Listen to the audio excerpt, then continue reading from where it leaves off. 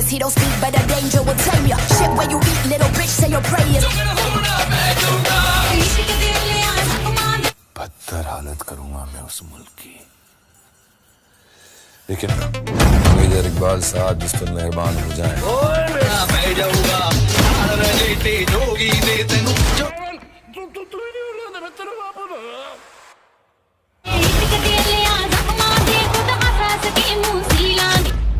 Look, okay, panic when I walk in, they go. Baby, give me that violence, got him. He's untouchable, he's seen it all. नमस्कार दोस्तों, आज के इस video में हम बात करने वाले हैं एक ज़बरदस्त एक्शन पॉलिटिकल थ्रिल फिल्म धुरंधर के बारे में। यह फिल्म सिर्फ एक साधारण एक्शन मूवी नहीं है, बल्कि इसमें स्पाई ऑपरेशन, राजनीति, अंडरवर्ल्ड और देशभक्ति का बहुत गहरा मिश्रण देखने को मिलता है। इस फिल्म को डायरेक्ट किया है आदित्य धर ने, जो इससे पहले भी देशभक्ति और एक्शन से बड़ी फिल्म बना चुके हैं। फिल्म में मुख्य भूमिका में दिखाई देते हैं रणवीर सिंह, जबकि उनके साथ अहम किरदार में अक्षय खन्ना और संजय दत्त भी नजर आते हैं। फिल्म की कहानी शुरू होती है पाकिस्तान के बड़े शहर कराची से, जहां अंडरवर्ल्ड और खुफिया एजेंसियों का एक खतरनाक नेटवर्क चल रहा होता है।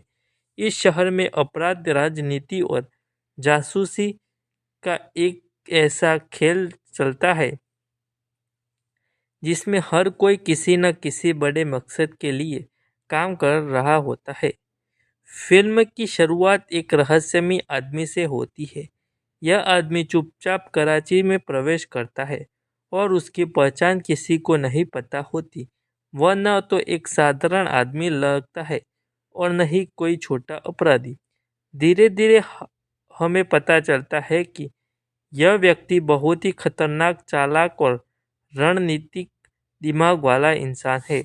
यह किरदार निभा रहे हैं रणवीर सिंह, जिनका फिल्म में नाम भी अभी तक साफ तौर पर सामने नहीं आता। वह हर काम बहुत सोच समझकर करते हैं और ऐसा लगता है जैसे वह किसी बड़े मिशन पर आए हैं। शुरुआत में वह छोटे छोटे अपराधियों से संपर्क बनाते हैं और धीरे धीरे कराची के अंडरवर्ल्ड में अपनी जगह बना शुरू कर देते हैं। लेकिन असली सवाल यह है, वह आदमी आखिर यह कौन है, वह कराची क्यों आया है और उसका असली मिशन क्या है। यही सवाल फिल्म की कहानी को और ज़्यादा रोमांच बना देते हैं। कराची में एक बहुत बड़ा अंडरवर्ल्ड नेटवर्क चलता है, जिसे कई ताकतवर लोग मिलकर चलाते हैं। इसमें अपराधी, नेता और खुफिया एजेंसियों से के लोग भी शामिल हैं। इस नेटवर्क का एक बड़ा चेहरा है संजय दत्त की किरदार, जो बेहद शक्तिशाली और खतरनाक गैंग लीडर है। उसका प्रभाव इतना ज़्यादा है कि पुलिस और प्रशासन भी उससे डरते हैं।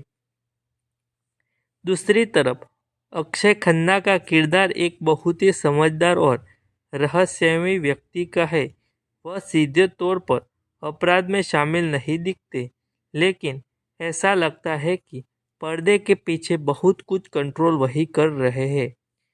इसी दौरान रणवीर सिंह का किरदार धीरे धीरे इस पूरे नेटवर्क के करीब पहुंचने लगता है।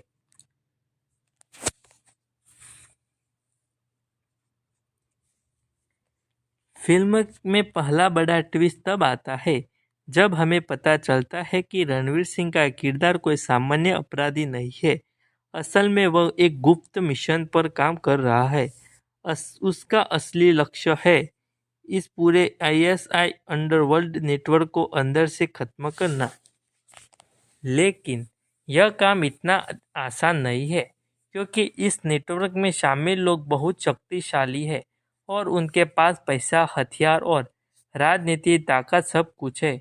इस मिशन को पूरा करने के लिए उसे खुद को भी अपराधी की तरह दिखना पड़ता है और अंडरवर्ल्ड में ऊपर तक पहुंचना पड़ता है। इस फिल्म की सबसे बड़ी ताकत इसके किरदार है। रणवीर सिंह का किरदार बहुत ही रहस्यमय है। वह कम बोलते हैं, लेकिन जब बोलते हैं तो उनकी बातें बहुत गहरी होती है। उनकी बॉडी लैंग्वेज और स्क्रीन प्रेजेंस से ऐसा लगता है जैसे वह किसी भी समय कुछ बड़ा करने वाले हैं। संजय दत्त का किरदार फिल्म में डर और ताकत का प्रतीक है। उनका गैंग पूरे शहर में फैला हुआ है। वही अक्षय खन्ना का किरदार फिल्म का सबसे दिलचस्प और बुद्धिमान किरदार माना जाता है, क्योंकि वह हमेशा एकदम आगे सोचते हैं। अगर फिल्म के पहले हिस्से की बात करें तो यह बहुत ही स्लो बट इंटरनेट ब्लड अप वाला भाग है। इसमें कहानी की नींव रखी जाती है, किरदारों का परिचय मिलता है और आने वाले बड़े टकराव की तैयारी होती है। फिल्म का माहौल बहुत डार्क और रियलिस्टिक रखा गया है, जिसमें दर्शक पूरी तरह कहानी में डूब जाते हैं। रहस्यमय आदमी का कराची आना और अंडरवर्ल्ड नेटवर्क की झलक, मुख्य किरदारों का परिचय और गुप्त मिशन की शुरुआत। लेकिन असली कहानी अभी शुरू हुई है, क्योंकि अगले भाग में यह रहस्यमय आदमी अंडरवर्ल्ड के सबसे बड़े लोगों के करीब पहुंचने वाला है और वह से शुरू होगा खतरनाक खेल।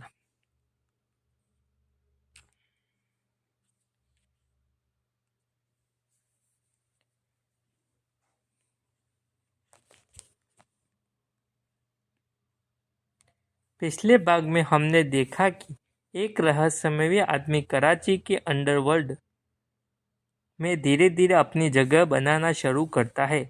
बाहर से वह एक अपराधी की तरह दिखाई देता है, लेकिन असल में उसका मिशन बहुत बड़ा और खतरनाक है। अब कहानी आगे बढ़ती है और फिल्म का माहौल पहले से भी ज़्यादा तनावपूर्ण और खतरनाक हो जाता है। रणवीर सिंह का किरदार अब धीरे धीरे कराची के अपराध जगह में अपनी पहचान बनाने लगता है। शुरुआत में लोग उसे सिर्फ एक छोटा खिलाड़ी समझते हैं, लेकिन कुछ ही समय में वह अपने दिमाग और साहस से सबको हैरान कर देता है। वह ऐसे ऐसे ऑपरेशन करता है जो बड़े बड़े अपराधी भी करने से डरते हैं। एक सीन में वह एक बड़े हथियारों की डील को अपने कब्जे में ले लेता है। इस घटना के बाद पूरे अंडरवर्ल्ड में उसकी चर्चा शुरू हो जाती है। अब लोग उसे सिर्फ एक आदमी नहीं बल्कि एक उभरती हुई ताकत के रूप में दिखने लगते हैं। इस बीच फिल्म में अक्षय खन्ना का किरदार और ज़्यादा महत्वपूर्ण हो जाता है। वह एक ऐसा व्यक्ति है जो सीधे लड़ाई नहीं करता, लेकिन हर घटना के पीछे उसकी सोच और रणनीति होती है। उसे शक होने लगता है कि रणवीर सिंह का किरदार जितना दिखाई देता है उससे कहीं ज़्यादा खतरनाक है, इसलिए वह उसके बारे में गुप्त तरीके से जानकारी जुटाने लगता है। यहीं से फिल्म में माइंड गेम्स शुरू हो जाते हैं। दोनों को किरदार एक दूसरे को समझने की कोशिश करते हैं, लेकिन कोई भी अपनी असली पहचान सामने नहीं आने देता। दूसरी तरफ संजय दत्त का किरदार कराची के सबसे बड़े अपराधियों से में एक होता है। उसका साम्राज्य इतना बड़ा होता है कि शहर का हर बड़ा काम उसकी अनुमति के बिना नहीं होता। जब उससे रणवीर सिंह के बढ़ने प्रभाव के बारे में पता चलता है तो वह पहले इसे नज़रअंदाज करता है, लेकिन जैसे जैसे रणवीर सिंह की ताकत बढ़ती है उसे यह समझ आता है कि यह आदमी साधारण नहीं है। फिर वह अपने लोगों को आदेश देता है कि इस नए खिलाड़ी पर नज़र रखी जाए। इसी दौरान फिल्म में हमें रणवीर सिंह के असली मिशन की थोड़ी और झलक देखने को मिलती है। कुछ सीन्स में दिखाया जाता है कि वह गुप्त तरीके से जानकारी इकट्ठा कर रहा है। वह अंडरवर्ल्ड में बड़े लोगों, हथियारों के नेटवर्क और खुफिया एजेंसियों के बीच के संबंधों को समझने की कोशिश कर रहा है। यहाँ हमें पता चलता है कि उसका मिशन सिर्फ एक गैंग को ख़त्म करना नहीं है, बल्कि उसका असली लक्ष्य है पूरे आईएसआई और अंडरवर्ल्ड के गठजोड़ को अंदर से तोड़ना। लेकिन इस मिशन में सबसे बड़ा खतरा यह है कि अगर उसकी असली पहचान सामने आ गई तो वह चारों तरफ से दुश्मनों से घिर जाएगा। कहानी में एक दिलचस्प मोड़ तब आता है जब संजय दत्त का किरदार रणवीर सिंह को अपने पास बुलाता है। वह उससे मिलना चाहता है और यह समझना चाहता है कि यह नया आदमी आखिर चाहता क्या है। इस मुलाकात से सीन फिल्म का सबसे तनावपूर्ण सीन्स में से एक होता है। दोनों एक दूसरे को बहुत ध्यान से देखने हैं। कोई भी अपनी असली सोच जाहिर नहीं करता, लेकिन दोनों समझ जाते हैं कि सामने वाला साधारण नहीं है। फिल्म के इस हिस्से में हमें साफ महसूस होने लगता है कि आने वाले समय में बहुत बड़ा टकराव होने वाला है, क्योंकि रणवीर सिंह का मिशन खतरनाक है। अक्षय खन्ना को उस पर शक होता है कि और संजय दत्त उसे अपने खेल में शामिल करना चाहता है। इन तीनों का किरदार के बीच जो टकराव होने वाला है वही इस फिल्म की असली कहानी में बनने वाला है। पार्ट 2 अगर फिल्म के दूसरे भाग की बात करें तो कहानी को गहराई देने वाला हिस्सा है। इसमें अंडरवर्ल्ड की राजनीति दिखाई जाती है, किरदारों के बीच दिमागी खेल शुरू होते हैं और असली मिशन की झलक मिलती है। यह भाग थोड़ा धीमा है लेकिन बहुत ही रोमांचक है, क्योंकि इसमें आने वाले बड़े ट्विस्ट की तैयारी होती है। पार्ट 2 में हमने देखा रणवीर सिंह की बढ़ती ताकत, अक्षय खन्ना का शक, संजय दत्त की नज़र इस नए खिलाड़ी पर और गुप्त मिशन का असली उद्देश्य। लेकिन असली कहानी अभी और भी खतरनाक होने वाली है।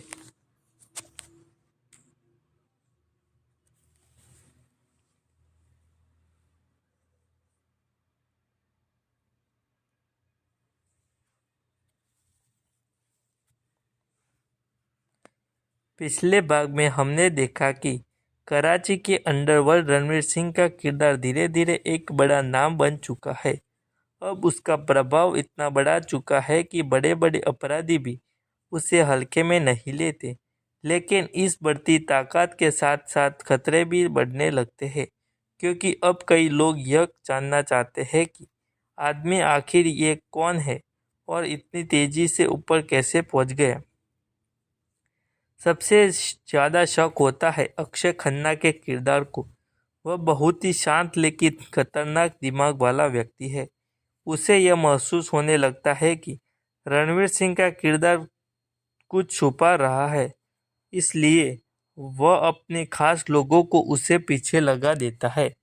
जब हर कदम पर रणवीर सिंह की गतिविधियों पर नज़र रखी जा रही होती है, लेकिन रणवीर सिंह भी कोई साधारण खिलाड़ी नहीं है। उसे अंदाज़ा हो जाता है कि कोई उसे ट्रैक कर रहा है। यहीं से फिल्म में दिमागी खेल और तेज हो जाते हैं। इस बीच कराची के अंडरवर्ल्ड में एक बड़ा विवाद खड़ा हो जाता है। दो बड़े गैंग एक बड़े हथियारों के सौदे को लेकर भिड़ जाते हैं। यह सौदा करोड़ों का होता है और इसमें कई ताकतवर लोग शामिल होते हैं। जब हालात बिगड़ने लगते हैं तब रणवीर सिंह का किरदार बीच में आ जाता है। वह अपनी चालाकी से दोनों गैंग को कंट्रोल कर लेता है और सौदे को अपने तरीके से पूरा करवाता है। इस घटना के बाद पूरे अंडरवर्ल्ड में उसकी ताकत और बढ़ जाती है। अब लोग उसे सिर्फ एक खिलाड़ी नहीं बल्कि एक खतरनाक रणनीतिकार मानने लगते हैं। यह खबर जल्दी पहुंचती है संजय दत्त के किरदार तक। वह पहले से ही कराची के सबसे बड़े अपराधियों में से एक है और किसी भी नए खिलाड़ी को अपने क्षेत्र में बढ़ाता हुआ देखना उसे पसंद नहीं आता। लेकिन जब वह रणवीर सिंह की चालाकी को साहस के बारे में सुनता है तो उसका नज़रिया थोड़ा बदल जाता है। वह सोचता है कि अगर यह आदमी उसके साथ काम करे तो उसका साम्राज्य और मजबूत हो सकता है। इसलिए वह उसे अपने गैंग में शामिल होने का प्रस्ताव देता है। फिल्म का एक बहुत ही रोमांचक सीन आता है जब संजय दत्त और रणवीर सिंह सामने आमने बैठते हैं। कमरे में भी भारी सन्नाटा हो जाता है। दोनों एक दूसरे को ध्यान से देखते हैं और संजय दत्त का किरदार उसे अपने साथ काम करने का ऑफर देता है और कहता है, अगर तुम मेरे साथ रहोगे तो पूरी दुनिया तुम्हारे कदमों में होगी। लेकिन रणवीर सिंह का किरदार बहुत सोच समझ कर जवाब देता है। वह सीधे मना भी नहीं करता और हाँ भी नहीं करता। वह बस इतना कहता है कि मैं हमेशा उसी के साथ रहता हूँ जिसमें मुझे फ़ायदा हो। यह जवाब सुनकर संजय दत्त मुस्कुराने लगता है क्योंकि उसे लगता है कि यह आदमी उसकी तरह ही सोचता है। लेकिन असलियत कुछ और ही होती है। रणवीर सिंह का असली मिशन अभी भी वही है, अंडरवर्ल्ड और खुफिया नेटवर्क को अंदर से तोड़ना। अब वह संजय दत्त के करीब पहुंचकर उसे भी नेटवर्क के बारे में और ज़्यादा जानकारी जुटाने लगता है। लेकिन इस खेल में खतरा बहुत ज़्यादा है क्योंकि अगर किसी को भी उसकी असली पहचान बारे में पता चल गया तो वह जिंदा नहीं बचेगा। फिल्म में एक बड़ा ट्विस्ट तब आता है जब अक्षय खन्ना के लोग रणवीर सिंह के अतीत के बारे में कुछ चौंकाने वाले जानकारी ढूंढ लेते हैं। उन्हें पता चलता है कि उसका अतीत पूरी तरह साफ नहीं है, लेकिन साथ ही उनके कुछ ऐसे सुराग भी मिलते हैं जिसमें शक और गहरा हो जाता है कि वह शायद किसी बड़े मिशन पर है। अब अक्षय खन्ना की किरदारी पूरी तरह सतर्क हो जाता है। वह तय करता है कि अब वह इस आदमी की असली पहचान सामने लानी होगी।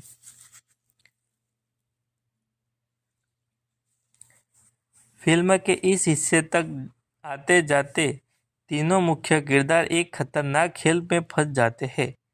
रणवीर सिंह अपने गुप्त मिशन में आगे बढ़ रहा है और अक्षय खन्ना उसकी सच्चाई जानने के करीब पहुंच चुका है और संजय दत्त की उसे अपने सबके बड़े ऑपरेशन में शामिल करने वाला है। अब कहानी उस मोड़ पर पहुंच चुकी है जहां से वापस लौटना किसी के लिए भी आसान नहीं है। पार्ट 3 में फिल्म का तीसरा भाग सबसे ज़्यादा सस्पेंस और दिमागी खेल से भरा हुआ है। इस फिल्म में किरदार के बीच तनाव बढ़ता है, कई रहस्य सामने आने लगते हैं और कहानी एक बड़े टकराव की ओर बढ़ने लगती है। यह भाग दर्शकों को पूरी तरह कहानी में बंद कर रखता है। पार्ट 3 में हमें देखने मिला कि अक्षय खन्ना का गहरा शक और रणवीर सिंह की बढ़ती ताकत, संजय दत्त का ऑफर और कहानी में बड़ा ट्विस्ट, लेकिन असली धमाका अभी बाकी है।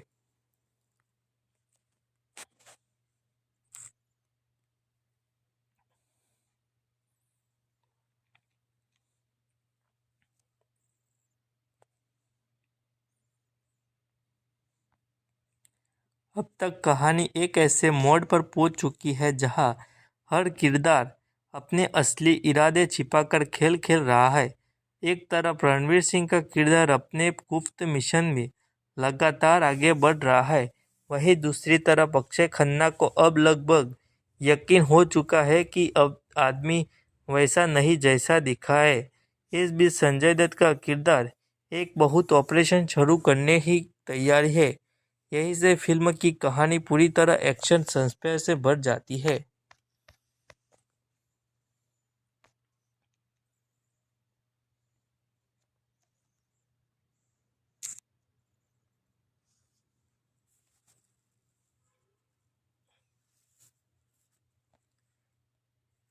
पिछले भाग में हमने देखा कि हथियारों के सबसे बड़ा सौदे की रात सब कुछ बदल जाता है।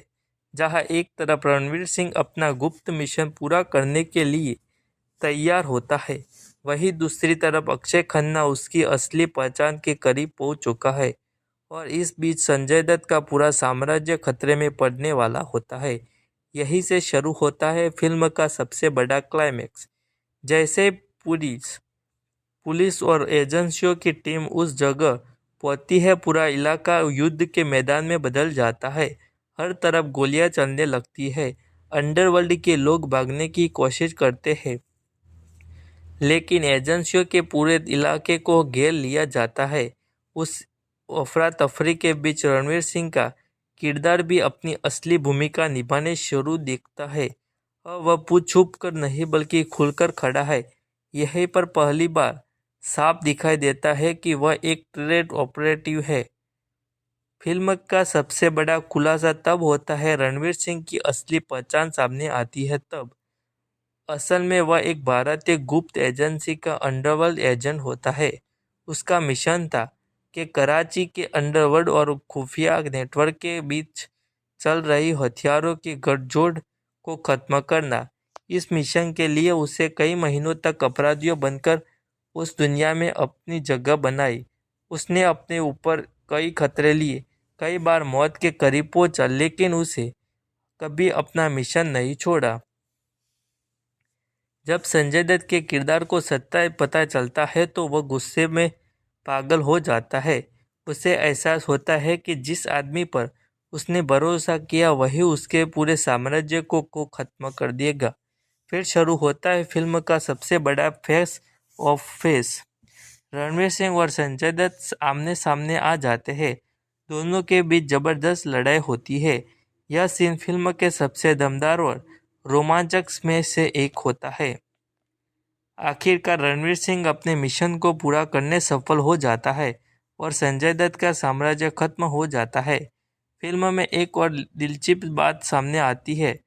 दरअसल अक्षय खन्ना के किरदार पूरी तरह खलनायक नहीं होता। वह एक ऐसा व्यक्ति होता है जो हमेशा सत्ता और ताकत के बीच संतुलन बनाए रखने की कोशिश करता है। उसे पहले ही अंदाजा था कि रणवीर सिंह कोई साधारण आदमी नहीं है, इसलिए क्लाइमेक्स में वह सीधे टकराव से बचना चाहता है और हालात को समझकर पीछे हट जाता है। इससे यह संकेत मिलता है कि कहानी में उसका किरदार भविष्य में फिर से सामने आ सकता है। अंत में ऑपरेशन पूरी तरह सफल हो जाता है। अंडरवर्ल्ड के कई बड़े लोग गिरफ्तार हो जाते हैं और हथियारों के बड़ा नेटवर्क खत्म हो जाता है। रणवीर सिंह का किरदार अपने मिशन को पूरा कर लेता है, लेकिन इस मिशन में उसने बहुत कुछ खोया भी होता है। अपनी पहचान, अपने रिश्ते और एक सामान्य जीवन का मौका। फिल्म के आखिरी सीन में वह अकेला खड़ा दिखाई देता है। उसके चेहरे पर जीत की खुशी कम और जिम्मेदारी को बहुत ज़्यादा दिखाई देता है। यही फिल्म में एक गहरे संदेश साथ खत्म होती है।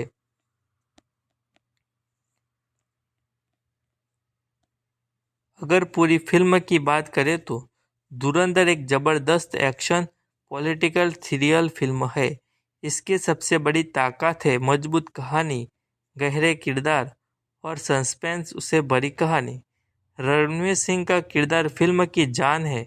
उनका अभिनय बहुत प्रभावशाली लगता है। वही संजय दत्त के एक दमदार और खतरनाक विलन का किरदार निभाया है और अक्षय खन्ना का रहस्यमय किरदार फिल्म को और ज़्यादा दिलचस्प बना देता है। फिल्म की खास बातें ज़बरदस्त एक्शन, सस्पेंस और ट्विस्ट और मजबूत किरदार और शानदार क्लाइमेक्स। अगर आपको स्पाई थ्रिलर और अंडरवर्ल्ड वाली फिल्म पसंद है तो यह फिल्म ज़रूर पसंद आएगी।